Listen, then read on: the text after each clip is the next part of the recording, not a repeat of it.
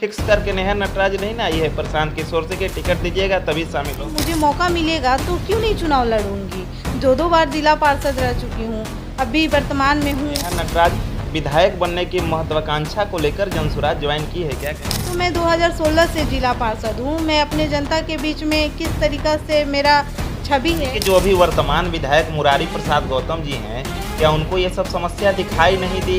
क्या लगता है जब नहीं दिख रही है अपनी जनता की समस्या को, तभी तो उस पर कोई चर्चा नहीं है। चेनारी से विधायक आप बन गई, 2 सालों में जो वादे आपने किया है लगभग वादे अगर पूरा नहीं हुआ, काम नहीं हो रहा होगा तो क्या नेहा नटराज इस्तीफा दे देंगे? बिल्कुल दे देंगे, क्यों नहीं देंगे। यदि काम नहीं करेंगे तो फिर हम अपने लोगों के बीच में क्या मुंह लेकर जाएंगे। वोट से पहले वादों की पड़ताल। नमस्कार, मैं लौर, आप देखना शुरू कर चुके हैं सत्य रिपोर्ट। देखिए, इस वक्त हमारे साथ सीधी दौर पर बातचीत करने के लिए सासाराम उत्तरी के जिला पार्षद और अभी जेडीयू का दामन छोड़ के जनसुराज का दामन थाम चुकी नेहा नटराज हैं। तमाम मुद्दों पर इनसे बातचीत करेंगे क्योंकि बिहार विधानसभा का चुनाव नजदीक है और बिहार विधानसभा चुनाव को लेकर बिहार का सियासी टेम्परेचर लगातार बढ़ता जा रहा है। लेकिन सबसे पहले स्वागत है मेरे चैनल में आपका। बहुत बहुत धन्यवाद। और आपके जितने भी चैनल के माध्यम से हमारे दर्शकगण हैं, मैं उन सभी को भी नमस्कार और प्रणाम करती हूँ। क्या कहेंगे जिस तरीके से बिहार में विधानसभा का चुनाव नजदीक है, जेडीयू का दामन छोड़कर जनसुराज का दामन आप थामी है, क्या कारण है इसके पीछे?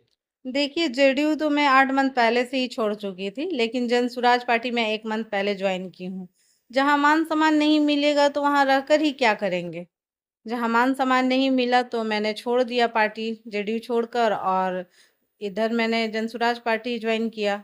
मान सम्मान की बात आप कर रहे हैं, लेकिन कुछ लोगों के द्वारा कहा जा रहा है कि नेहा नटराज विधायक बनने की महत्वाकांक्षा को लेकर जनसुराज ज्वाइन की है, क्या कहेंगे?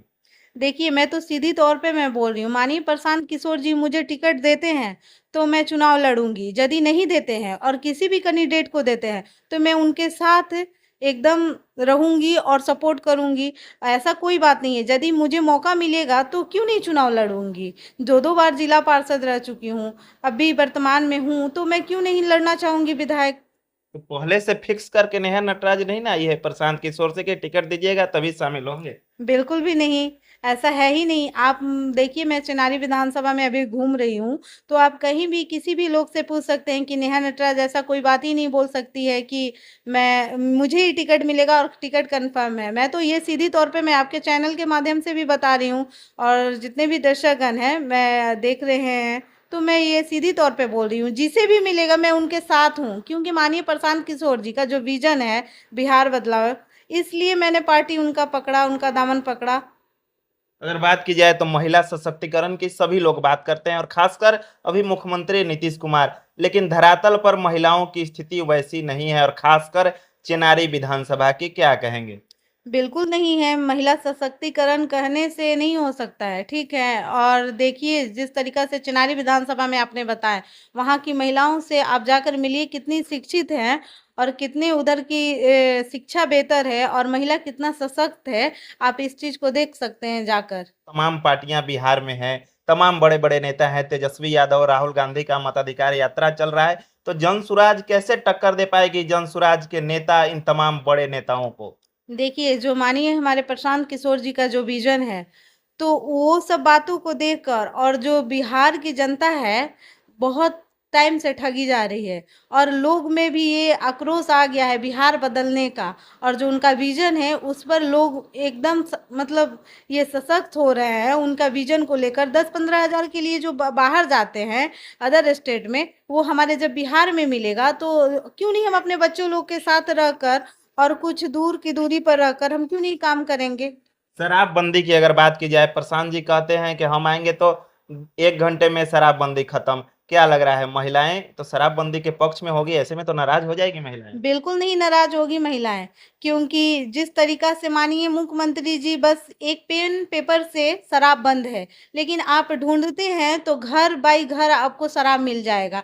तो महिला कहाँ, पहले जो महिलाएं थी जो 300 लोग कमा कर आते थे, उसमें 50 रुपये में 100 रुपये में काम चला लेते थे, 200-250 अपने घर फैमिली को देते थे। लेकिन आज का जो शराब जो बंद होने के बावजूद महंगा हो गया है, उसमें तो हम लोग का जो घर खर्चा था वो कम पड़ जा रहा है महिलाओं के। इस नज़र से आप देखते हैं, हमारी महिलाओं देखती हैं तो बिल्कुल हमारी महिलाओं नाराज़ नहीं होंगी, और नाराज़ भी नहीं है। बहुत सारे हमने भी देखे रिपोर्ट में, महिला तो डायरेक्ट सी बोल रही है शराब बंद कहाँ है, होम डिलीवरी मिल रहा है। तो मैं तो इस चीज़ से बिल्कुल नाराज़ नहीं, मैं भी महिला हूँ, मैं सपोर्ट कर रही हूँ कि वो ठीक था जब चालू था तो।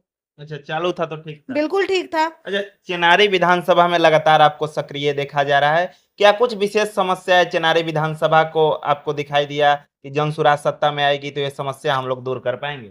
बिल्कुल, बहुत सारी समस्या दिखी उधर, हमें घूमते आ रहे हैं तो हम ये चीज़ भी देखे। देखिए, एक तो शिक्षा की बात रह गई, पहाड़ पर बहुत सारे गांव हैं जो अभी शिक्षा से, वैसा शिक्षा से वंचित है, और उधर स्वास्थ्य केंद्र होना चाहिए ढंग का। देखिए, जैसे हमारे सदर सासाराम में है, मानिए उधर के लोगों की जब बड़ा मुसीबत हो रहा है, प्रॉब्लम हो रहा है, तो उन लोग को आने आने में काफ़ी टाइम लग जा रहा है, 2.5 घंटा 3 घंटा लग जा रहा है उधर से आने में। तो टाइम पर उन लोगों को तो ढंग के डॉक्टर से भी मुलाकात नहीं हो पा रही है। बहुत सारे लोग इस क्रम में दम तोड़ दे रहे हैं।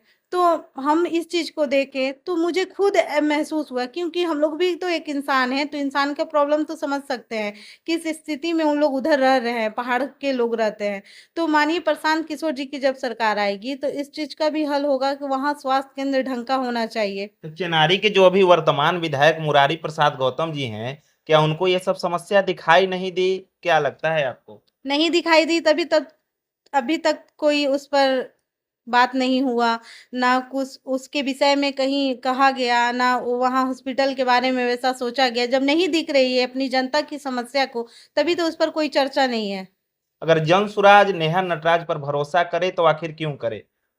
देखिए, मैंने ऐसा नहीं बोला कि आप मुझे ही भरोसा कीजिए, आपको जो बेस्ट लगे उनको ये कर सकते हैं। और रही बात मेरी, तो मैं 2016 से जिला पार्षद हूँ। मैं अपने जनता के बीच में किस तरीका से मेरा छवि है, वो चीज़ छुपता नहीं है किसी से। और यदि मुझे मौका मिलेगी तो मेरी जनता को मेरे पर पूर्ण विश्वास मैं करा सकती हूँ कि मैं आपके विकास में, आपके दुख सुख में किस तरीका से मतलब ये हो सकती हूँ। नहीं जब होऊंगी उनके दुख सुख में और उनके विकास में नहीं आती हूँ, तो 5 साल के बाद तो फिर मेरे जैसे बहुत सारे विधायक आएँगे। वो तो 5 साल पे अपने हाथ में है ना, हमारी जनता खुद स्वयं ये सक्षम 2 है। साल में बताइए कि अगर 2 सालों में कुछ वादे पूरा नहीं होगा तो क्या नेहा नटराज, अगर मान लीजिए चेनारी से विधायक आप बन गई, 2 सालों में जो वादे आपने किया है, लगभग वादे अगर पूरा नहीं हुआ, काम नहीं हो रहा होगा, तो क्या नेहा नटराज इस्तीफा दे देंगी? बिल्कुल दे देंगे, क्यों नहीं देंगे? यदि काम नहीं करेंगे तो फिर हम अपने लोगों के बीच में क्या मुँह लेकर जाएँगे? ऐसा मेरा यही नहीं होगा, जब मैं उन लोग के दुख सुख में और उनके विकास में जब सक्षम ही नहीं हो पाऊंगी, तो फिर मैं तो उनके बीच में जाने लायक भी नहीं रहूंगी ना। मैं क्या कहकर उन लोग के पास जाऊंगी? मेरे पास तो कोई शब्द ही नहीं रहेगा ना। तो मैं, उससे अच्छा है कि मैं रिजाइन ही दे दूंगी। जिला पार्षद से विधायक के रूप में इतने दिनों से आप जिला पार्षद हैं, जिला पार्षद रहते हुए आपने क्या कुछ विशेष कार्य किया है या जनता के समस्या को सुना है, उसका समाधान किया है कि जनता अब आपको जिला पार्षद से सीधे विधायक बना दे?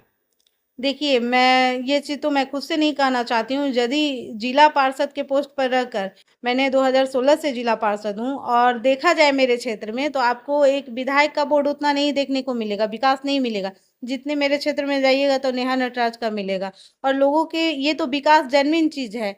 वो दुख में, सुख में और हर चीज़ में मैं उन लोग के साथ जुड़ी रहती हूँ। जहाँ मेरी जनता मुझे जब खोज कर लेगी ना, मैं उस टाइम, क्या रात भी होगा 12 बजे 1 बजे, तभी पर भी मैं उन लोग के साथ खड़ी रहूँगी। चिनारी की एक और समस्या है सिंचाई को लेकर। वहां के किसान कहते हैं कि हम आज भी आत्मनिर्भर नहीं है। क्या कहना चाहेंगे किसानों को? बिल्कुल, वो लोग आत्मनिर्भर नहीं है। जिस तरीक़ा से देखा जाए, जो हम लोग का रोहतास धान का कटोरा बोला जाता है, और उसमें देखिए चिनारी विधानसभा जो है, उधर बिल्कुल आत्मनिर्भर नहीं है। यदि हमारे सरकार सत्ता बनती है, तो हम लोग बिल्कुल उन लोग के लिए कोशिश रहेगी हम लोग की।